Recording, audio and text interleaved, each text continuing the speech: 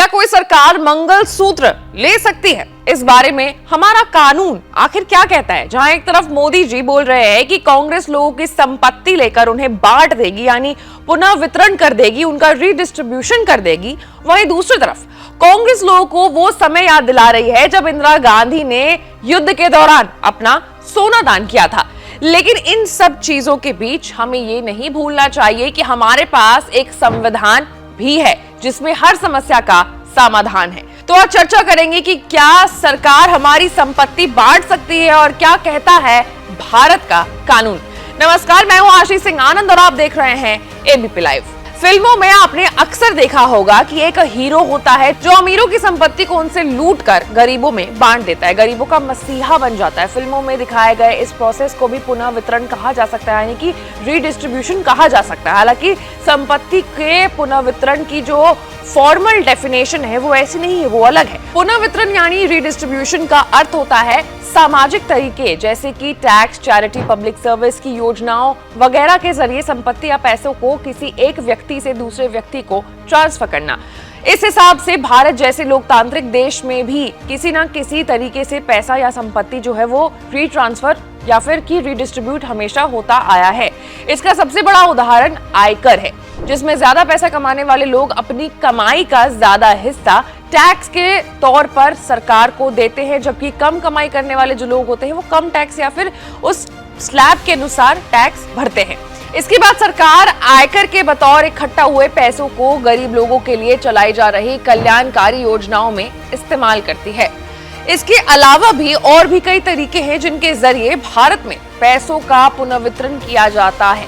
भूमि सुधार आंदोलन के तहत जरूरतमंदों को जमीन का बंटवारा किया गया।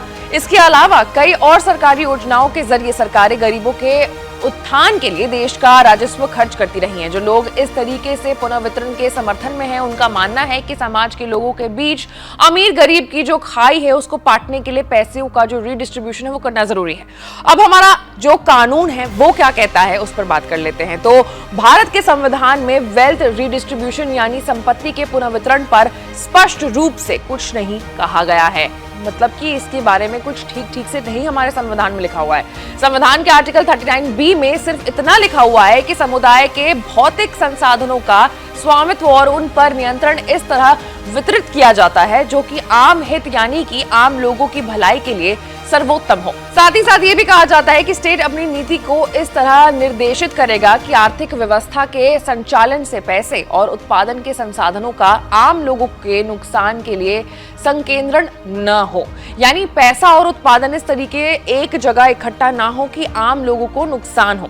जब संविधान में आर्टिकल 39 जोड़ा जा रहा था तो इस पर जमकर बहस हुई थी। संविधान सभा के सदस्य अर्थशास्त्री केटी शाह चाहते थे कि संविधान उद्योगों में से किसी एक व्यक्ति या लोगों का एकाधिकार स्थापित होने से रोक दे। उनके समर्थन में शिब्बन लाल सक्सेना भी चाहते थे कि संविधान में ये साफ तौर पर लिखा जाए कि स्टेट कुछ खास उद्योगों को नियंत्रित करेगा।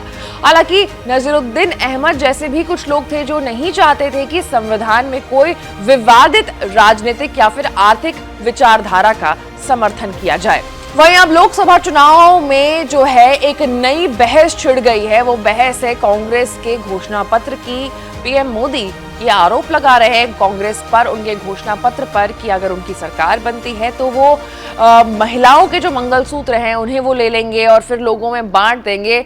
वहीं ऐसे तमाम बड़े खबरों से अपडेटेड रहने के लिए आपको एबीपी लाइव को लाइक, सब्सक्राइब और शेयर करना होगा। मैं थी आपके साथ आशीष सिंह आनंद।